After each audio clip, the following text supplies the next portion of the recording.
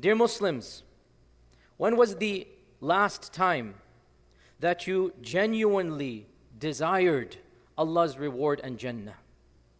When was the last time you found yourself contemplating and thinking about the reality, the inevitable reality of the akhirah, and the fact that there's only two choices, either Jannah or Jahannam?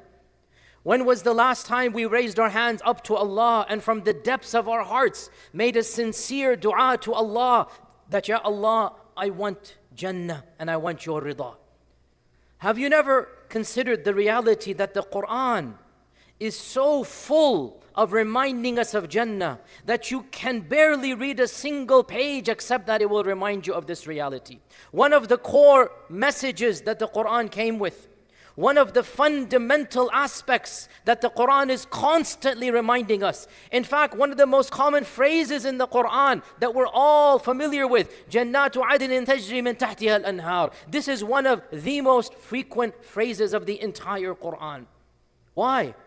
Why is Allah constantly reminding us about this reality? Allah subhanahu wa ta'ala tells us such vivid detail about the blessings of Jannah, the beauty of Jannah, about who shall get it. إِنَّ الَّذِينَ آمَنُوا وَعَمِلُوا الصَّالِحَاتِ كَانَتْ لَهُمْ جَنَّاتُ الْفِرْدَوْسِ نُزُلًا. Those who believe and do good shall be in Jannatul Firdaus as their abode. خَالِدِينَ فِيهَا. They shall be in it forever. لَا يَبْغُونَ عَنْهَا حِوَلًا. They will never want to leave from Jannah. They will never want to leave from Jannah. The Prophet ﷺ, when he would begin the nightly prayers, tahajjud, there's a really interesting phrase that I would think about. Why is he saying this phrase? And you realize why he is saying it. He began his salat al-tahajjud. This is the beginning of his night prayer with the frequent dua. Allahumma laka alhamdu, anta al-haqqu, wa wa'daka al-haqqu, wa liqa'uka haqq, wal jannatu haqq, wal naru haqq. Oh Allah, to you belongs all praise. You are true. Your speech is true. Your promises are true. Jannah is true. And Jahannam is true. This is how he would begin Salat al-Tahajjud. And the reason being, when you remind yourself of this reality, then it has an impact on your life at every single level. When you constantly remind yourself, wal jannatu haqq wan naru haqq, then it will impact your dunya and your deen. And this is why the Quran is constantly reminding us of this reality. In fact, Allah warns us of those who forget about it. Allah warns us of the consequences of not thinking about the akhirah and of Jannah. Allah says, إِنَّ الَّذِينَ لَا يَرْجُونَ لِقَاءَنَا. Those who have no desire to meet us. They've forgotten the reality of meeting Allah. They're not thinking about meeting Allah. They have no desire to meet Allah. And so what happens? وَرَضُوا بِالْحَيَاةِ الدُّنْيَا وَاطْمَأَنُّوا بِهَا. They are happy with the dunya. And they are content with what they get in this dunya. Allah subhanahu wa ta'ala mentions those people, وَالَّذِينَ هُمْ عَنْ آيَاتِنَا غَافِلُونَ. They are heedless about Allah and meeting Allah. أُولَٰئِكَ مَأْوَاهُمُ النَّارِ. These are the ones that will end up not in Jannah but in Jahannam. In other words, not thinking about Jannah, not caring about Jannah is one of the pathways to enter the opposite of Jannah, and that is Jahannam. Dear brothers, dear sisters, when all is said and done, there is only one ultimate test of passing. This whole world and all that is in it is meaningless. All the ups and downs are not worth anything if one reality is not met.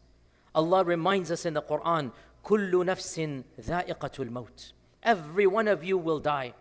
I shall die and you shall die. Every human being that you've ever loved is either dead or will die. Nobody is going to live forever. كُلُّ نَفْسٍ ذَائِقَةُ الْمَوْتِ وَإِنَّمَا تُوَفَّوْنَ أُجُورَكُمْ يَوْمَ الْقِيَامَةِ. And you will be given what you deserve on the day of judgment. فَمَنْ زُحْزِحَ عَنِ النَّارِ وَأُدْخِلَ الْجَنَّةِ فَقَدْ فَازَ. This is it. Whoever manages to save himself from the nar and get the rewards of Jannah, that is the one that has passed. That's it. Everything else is absolutely irrelevant. The ultimate end-all and be-all, the ultimate litmus of success, the ultimate reality of existence. We want Jannah. So why should we not remind ourselves of that reality? Why should we not constantly make dua to Allah of that reality? When the Prophet ﷺ was teaching somebody how to pray and what to say in the prayer, he said, what is the dua that you make? Tell me what is the dua that you make. He was a new Muslim, a Bedouin. And you know, Bedouins were blunt. Bedouins didn't have the political correctness. And so the Bedouin said, Ya Rasulullah, I don't know any of the du'as you and Mu'adh constantly teach the people. I don't have any knowledge of this. All I do, I make dua to Allah. Oh Allah, Allahumma adkhilni al-Jannah and save me from the fire of hell. Oh Allah, cause me to enter Jannah and allow me to be avoided from the fire of hell. And I don't know anything else of your, he said the word dandana, your buzzing. I don't know all of the long du'as. All my dua, I just know, oh Allah, I want Jannah and I want to be saved from Jahannam. So everybody started laughing because he was being so crude, so blunt. And the Prophet ﷺ smiled and said, don't worry, حَوْلَهَا نُدَنْدِنُ. All of our du'as are buzzing around this reality. All of our du'as, they have the exact, this is the thamara, this is the end result. Everything that we are buzzing that you cannot memorize, don't worry. You have summarized it and you're upon good. I don't need to teach you anything else. This simplicity of this Bedouin is something that we should be thinking about. Every other reality leads to the ultimate reality, and that is desiring Jannah, thinking of Jannah, making dua to Allah for Jannah. Look at how many prophetic duas are there. Allahumma inni as'aluka al-Jannah. Oh Allah, I ask you for Jannah. The Prophet ﷺ said, oh Allah, allow me to love the deeds of the people of Jannah. Allow me to love the people of Jannah. Oh Allah, save me from Jahannam. So many duas about Jannah that the Prophet ﷺ would make. And again, when was the last time you and I sincerely made such a dua? Do you not know what our Prophet ﷺ said in a famous hadith? He said, anybody who sincerely desires Jannah, you have to want it, and raises his hands to Allah and asks for Jannah 3 times. Allahumma inni as'aluka al-Jannah, Allahumma inni as'aluka al-Jannah, Allahumma inni as'aluka al-Jannah. Jannah itself will say, oh Allah, this person wants me, accept my shafa'ah for him.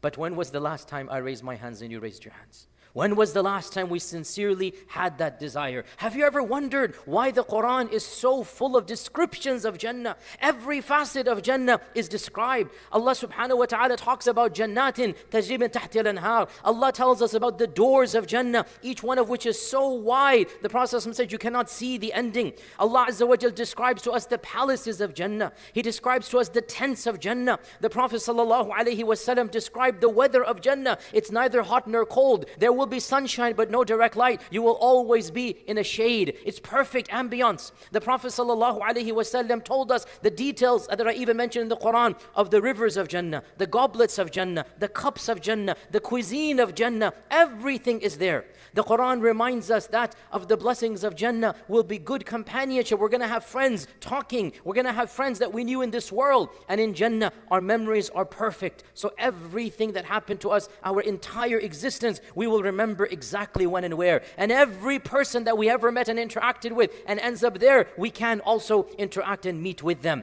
Allah subhanahu wa ta'ala describes to us that the friends will be sitting ala sururin mutaqabilin. They're going to be on couches, lining and sitting down and just reclining, because we never have to go to sleep in Jannah. Jannah has no night. There's no darkness. Nobody sleeps in Jannah. Nobody uses the restroom in Jannah. So many blessings and perks, and you're just going to have the pleasant time of the body, of the mind, of the soul, the eternal companions, the hur of the companionship of Jannah. All of this is mentioned, every single aspect. And the greatest blessing of Jannah, the greatest blessing of Jannah is the beauty of interacting with Allah directly. The blessing of seeing Allah and hearing Allah directly. The blessing of gazing upon the face of Allah. وُجُوهٌ يَوْمَئِذٍ نَاظِرَةٌ إِلَى رَبِّهَا نَاظِرَةٌ. On that day, the faces will be bright because they're looking at their Lord. And hearing the speech of Allah directly. سَلَامٌ قَوْلًا مِّن رَبِّ الرَّحِيمِ. Allah will say salam and the people will respond to that salam. This is the highest blessing of Jannah. So Jannah is described as a place of physical blessing,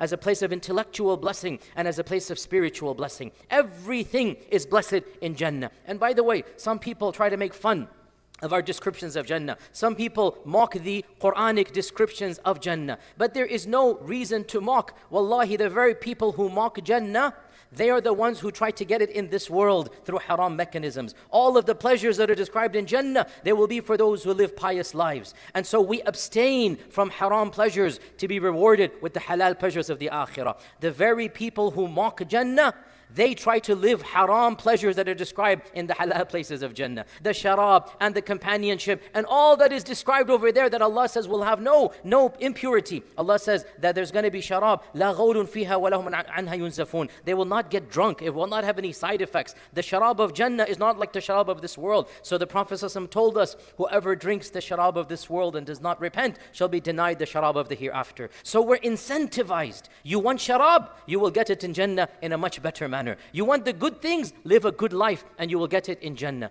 The people who make fun of Jannah, their lifestyles betray their reality because they live the most corrupt and the most filthy lifestyles, and we are told to live pious lives to get the pure blessings of Jannah. So nobody should be ashamed about any of the descriptions of Jannah. And also realize all of these descriptions, Allah Azza wa Jal gave them to us to incentivize us, but the reality is beyond the language.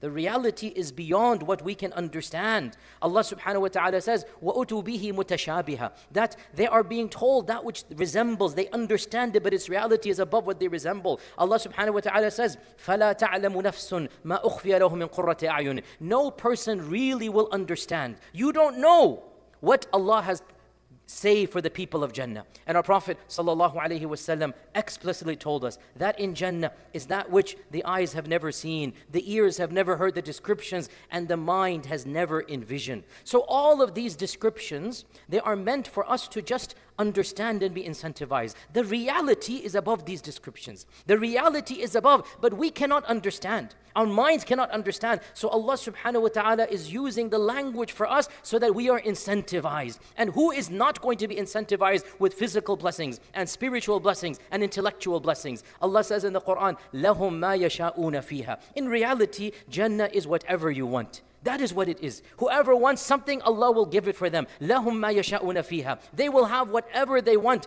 وَلَدَيْنَا مَزِيدٌ. And we have even more than what they could possibly want. So, O Muslims, a reminder to myself and all of you that death is inevitable. Nobody is going to be safe from death. A reminder to myself and all of you, the Quran constantly, consistently reminds us of this reality of Jannah. This is one of the main messages of the Quran that the Quraysh denied, the Quraysh mocked, the Quraysh made fun of. And Allah continues to remind them of this reality. And there are many benefits and blessings to believe in Jannah. Of the main benefits when you believe in Jannah is that it informs you of your purpose of life. As Allah says in the Quran, when you don't believe in Jannah, this world becomes the end all. And when this world becomes the end all, you act differently. But when you remember this world is temporary and have a permanent abode, then everything changes. Allah subhanahu wa ta'ala reminds us of the famous hidden convert in the palace of Fir'aun, in the palace of, the king of Egypt at the time of Yusuf, the king of Egypt. There was at the time of Musa, there was a hidden convert, and that hidden convert, when he was giving da'wah, what did he say? Ya qawmi innama hadhihi al-hayatu dunya mata' wa inna al-akhirata hiya darul qarar. Oh my people, this world is temporary. Whatever all the power you have, all of the injustices you're doing against people, don't you realize you're going to have to go back to Allah, and there's a permanent abode in the hereafter. And He mentions in the Quran, whoever does any good, فَأُولَٰئِكَ يَدْخُلُونَ الْجَنَّةِ. Remember, when you do good, you will enter Jannah. So, of the benefits of believing in Jannah is that it gives you firm iman in Allah and in the hereafter. Also, of the benefits of believing in Jannah, it incentivizes you to do good deeds. And there's nothing wrong with that. We are humans in the end of the day. We need incentives. And Allah Azza wa Jal has given us these incentives. As the Hadith Qudsi says, heaven and hell competed with one another. Who is more, a manifestation of Allah's creation? And Allah said to each of them, O heaven, O Jannah, you are my rahmah, and O Jahannam, you are my adhab, you are both my creation, I will use you both. So Allah Azza wa Jal is demonstrating for us belief in heaven and hell incentivizes us to think about the consequences of our actions. Allah wants us to think long and hard before we do something. And that's why in the Quran, when Jannah is mentioned, so many times Allah mentions specific good deeds. Why? Because those good deeds will get us into Jannah. وَسَارِعُوا إِلَى مَغْفِرَةٍ مِّن رَبِّكُمْ وَجَنَّةٍ عَرْضُهَا السَّمَاوَاتُ وَالْأَرْضُ أُعِدَّتْ لِلْمُتَّقِينَ الَّذِينَ يُنْفِقُونَ فِي السَّرَّاءِ وَالضَّرَّاءِ وَالْكَاظِمِينَ الْغَيْظَ وَالْعَافِينَ عَنِ النَّاسِ وَاللَّهُ يُحِبُّ الْمُحْسِنِينَ. And the verses go on and on. Go and race towards Jannah that is meant for the righteous people. Those who, they do what? Those who give of their money and they feed the poor and they control their anger and they're good amongst people. Notice how Allah linked Jannah with your conduct immediately. Immediate efficiency. When you believe in Jannah, you will control your anger. When you believe in Jannah, you will treat people better. When you believe in Jannah, you will be more generous. This is one of the main benefits of reminding ourselves of Jannah. Jannah is permanent. This world is temporary. Of the blessings of believing in Jannah is that belief in Jannah eliminates from our heart excessive greed, excessive envy, excessive love of this world. One of the main fundamental desires that brings about destruction is loving the dunya too much, loving the world too much, loving wealth too much. When you believe in Jannah, all of a sudden you realize, I'm not going to take my money to my grave. I'm not going to take my fame to my grave. Everything that I have is going to go away. مَا عِنْدَكُمْ يَنْفَدْ وَمَا عِنْدَ اللَّهِ بَاقٍ. Whatever you have, it will go away.